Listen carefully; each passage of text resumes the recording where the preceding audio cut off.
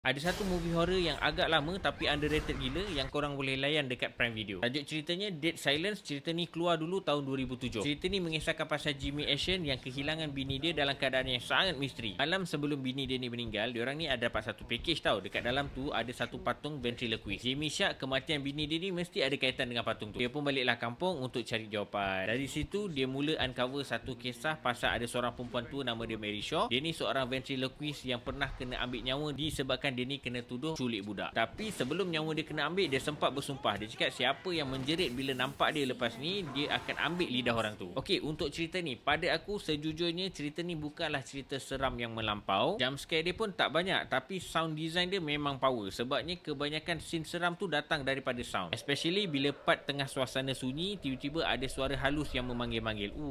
Seram weh. Pace cerita ni agak slow sikit, tapi sebabkan dia punya tone dengan vibe seram dia tu memang cun, so aku tak rasalah bosan lain cerita ni. Plot twist cerita ni pun unexpected, cumanya part ending cerita ni lah personally yang aku tak berapa nak suka. Kalau korang suka cerita seram yang klasik yang bukan jerit sana jerit sini, korang boleh try layan cerita ni, ada dekat Prime Video.